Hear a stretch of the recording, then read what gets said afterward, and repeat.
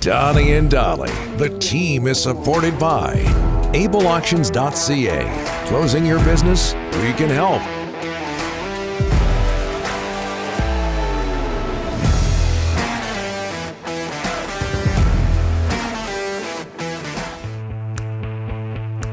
We've got some Canuck updates for you in a minute, less than a minute. Some Canuck news, along with Farhan. Today's guests, including Farhan, standing by. Brought to you by Optic Foliar, the only lights-on spray with no damage and no burning to your plant leaves. Plant efficiency, nutrition, and results all combined into a single solution for all stages of growth and safe to use on flowers. Spray it, see it, believe it. That's Optic Foliar. Visit this made in BC company online at opticfoliar.ca.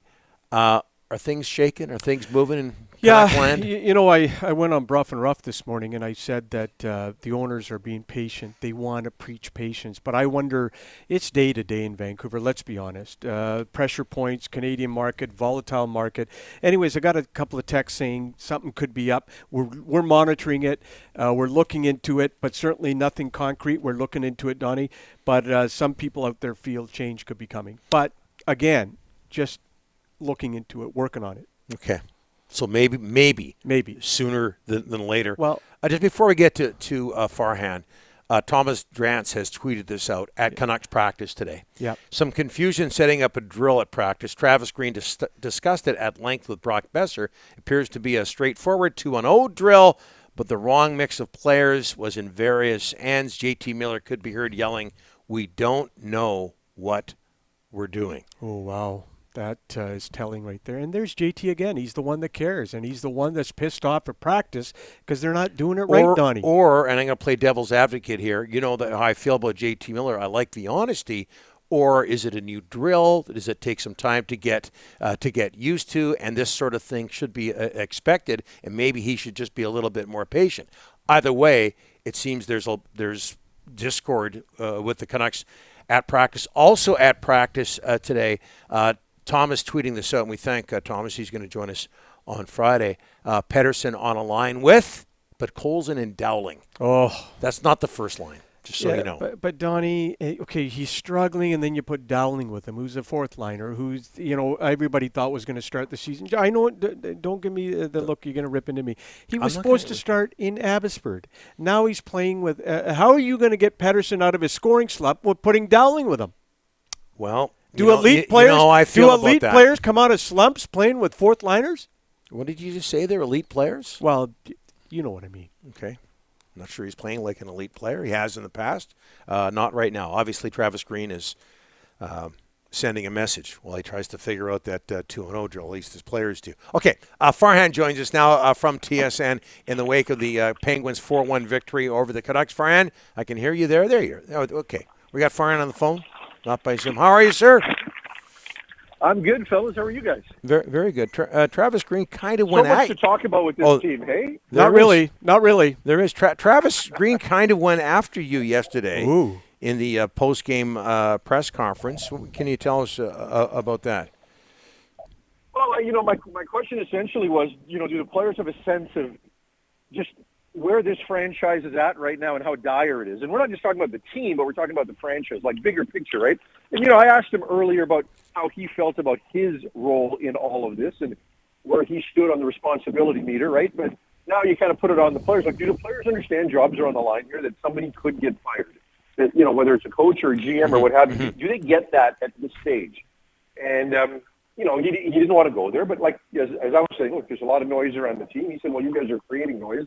But it's naive to suggest that it's not in the locker room that players don't know. But I want to get a sense of that do they understand, from a bigger picture? I know as an athlete, you're supposed to be thinking micro, but, there's some macro decisions that are going to be made pretty quick here, as Rick alluded to and as we've been talking about to this point. So, and just some interesting answers afterwards. I mean, even when I asked Bo Horvat about it, right, that you get a sense that, jobs are on the line here and something could happen. And he's like, well, that's out of our control. And I'm thinking, well, actually, it's only in your control. It's your play collectively that's led to this, right?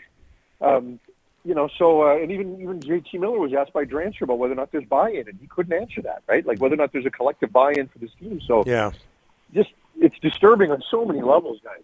Yeah, we just ran that JT Miller clip in the first segment of Farhan. Ryan, just a reminder before we continue this conversation with Farhan, let's run that clip of Travis Green with Farhan, talking to Farhan, going to break this time around. Farhan, you just talked about major changes. Sooner or later? Which one? Well, as much as they've wanted to preach patience, it doesn't take much for them to kind of make the decision that this is just going nowhere. Right. And look, I think Travis Green's a good coach. I've certainly never been one to advocate for his dismissal. Right. I mean, on the who's to blame, Travis or Jim meter, I definitely lean Jim. But boy, you could certainly make the case that rightly or wrongly, this group is turned about. And that's tough. He's a quality coach. I genuinely believe that he's going to get to his next stop eventually as a head coach. He's got respect around the league. And he's going to get another opportunity. When he does, hopefully he gets a better one, because I think he'll hit it out of the park. But here, you can absolutely make the case that this team has tuned him out.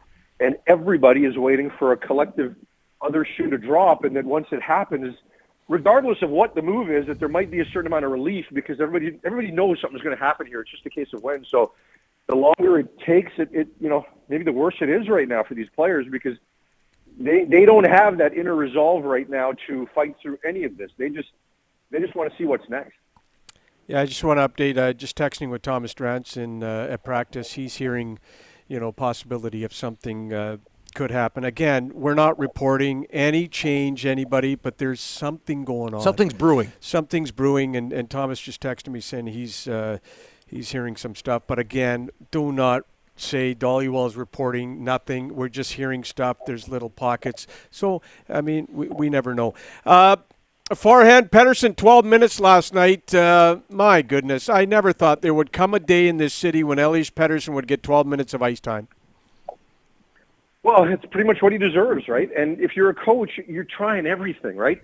They've kept him on the first power play unit for how long? They've kept the lotto line together for how long? And there's just so few moves you have as a coach at this level, especially with a star player like, Dowling. Okay, great. You're going to play him with Dowling.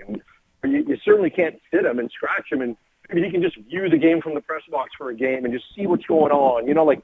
You can do that when you're worried about your bottom line and those kinds of things, or your bottom pair defenseman.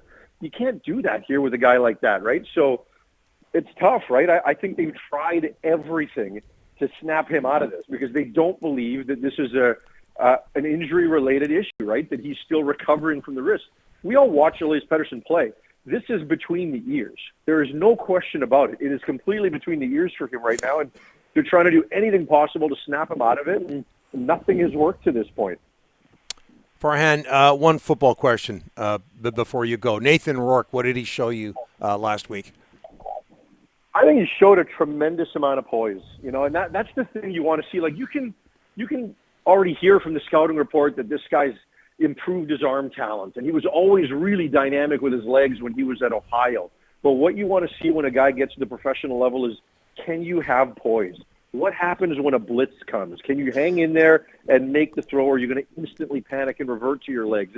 It's those kinds of things that he showed me. There were a couple of plays in that game where you could see him climbing the pocket and keeping his eyes downfield and getting into the third and sometimes fourth looks in his progression. Those are the things that are hard for a young quarterback to master. And look, Edmonton was awful. They were depleted. They didn't have much left.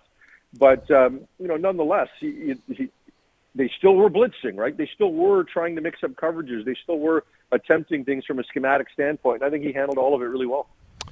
Farhan, thanks so much for this. We could go on and on. Hopefully Coach Green takes it easy on you. And, we'll talk to you next. Yeah. We'll talk to you next week. Well, Rick's a lot harder on me than Green is.